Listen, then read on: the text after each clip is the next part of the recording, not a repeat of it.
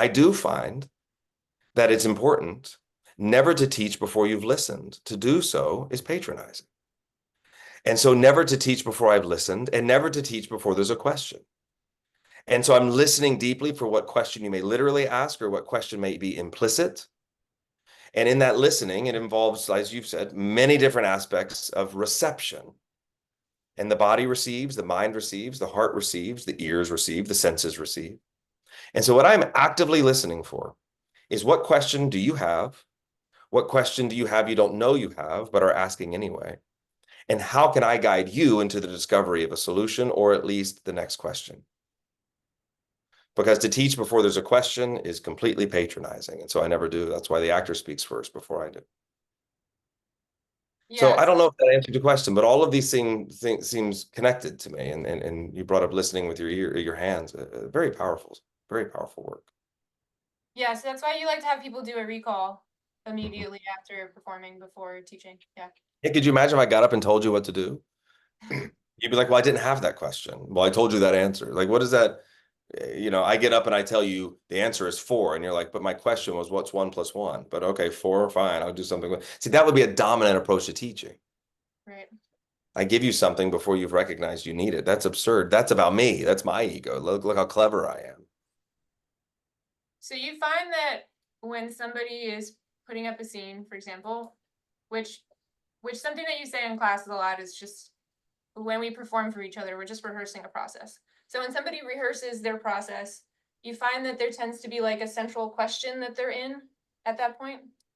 Well, I hope so. I do hope so. And this is, it takes a second. It can take a second. Last night we got to one actor's kind of main question. I told this actor she's very experienced. I told her she's very good. She's very experienced. I didn't know why you were in class, why she was in class. I was like, what are we going to do together? I mean, I can help. I can give little tips and, I can help. But it's like, what's the real question that you've come to the room with? I find this is the relationship between any student and teacher in any discipline, that hopefully the student is burdened by a question, they're seeking guidance. And it's not necessarily a question that can be answered. And usually it's not a question that can be answered. And so we carry the question around with us. We try to live that question in some way. And that inevitably guides us towards a teacher. And if you approach any teacher with the question that your heart is consumed with, then the teacher can actually teach. But it's nothing to do with the quality of the teacher themselves. It's to do with the sincerity of the question you're willing to ask. And that happened again last night. There was an actor in class who asked a question, seemed to really have been burdening her for a while. See, that's when the teaching's actually taking place. Everything else is just like tips about acting. It's important. It's not unimportant, but the real teaching happens the same in my life when I have brought my questions to somebody.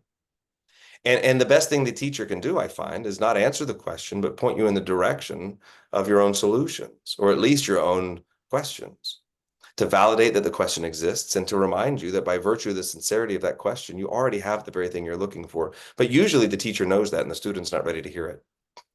So the student, myself included, when I'm in that posture, the student has to stumble around until they're willing to recognize the thing the teacher's telling them, which is you had it to begin with.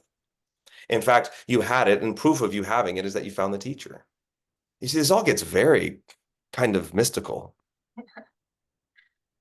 Yeah, I think when I showed up at like to audit the class and start, like, I kind of expected you to be giving direct notes and like, well, when you're on camera, it'll be better to do this. And like, Yeah, yeah, yeah. what I want you to do with that one line. And then I was like, oh, this is so interesting. There's something very shamanic happening here. And like the teaching, it seems like it's happening many layers down. Can you give an example for people listening of like what some of those questions might be, whether they're a direct question a student might ask you, or whether it's you're kind of sussing out, like, I think this is this person's question? Yeah, that's really good. Well, there were some pretty big questions this week that people asked directly.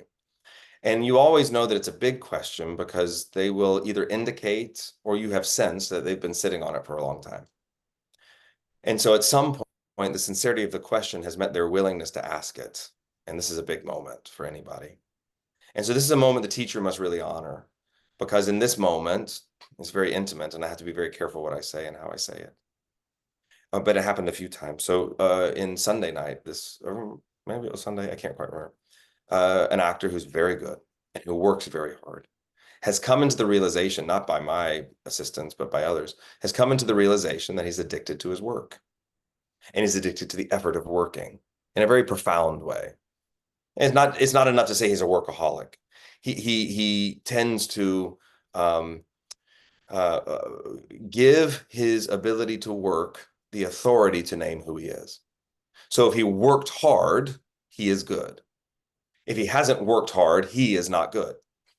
And of course, this brings up all sorts of complications for somebody because they see the effort of creation as the effort of creation. They only know one way to make something, and that's to work harder than everybody else. And while that certainly is a virtue, it also, of course, as you know, has a shadow side to it. So he asked a question. Basically, the question was, how do you achieve anything by not working? So he's asking about the very nature of non-action, as our Buddhist friends would say. And so he's asking about the very nature of how does work not materialize as effort? Another way to ask it is, how do you let go? How do you let go?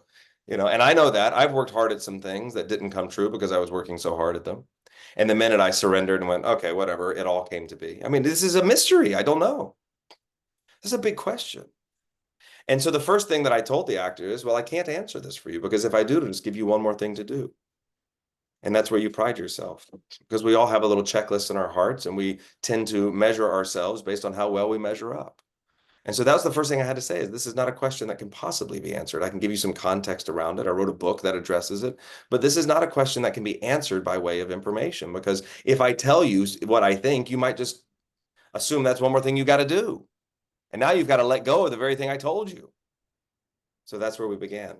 And it went on for about an hour, the discussion of the question, because I was able to hopefully establish that first, then establish a sense of contentment and peace as a driving desire, then establish the difference between wanting and desiring. And then we talked about the nature of ambition and where he may be getting stuck.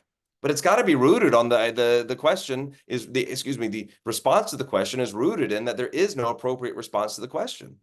And you must come to terms with that. And if you come to terms with the fact that there's no appropriate response, then you might just begin to release your grip on your identity being centered in your work ethic. But this is not my work to do. Look at my little dog.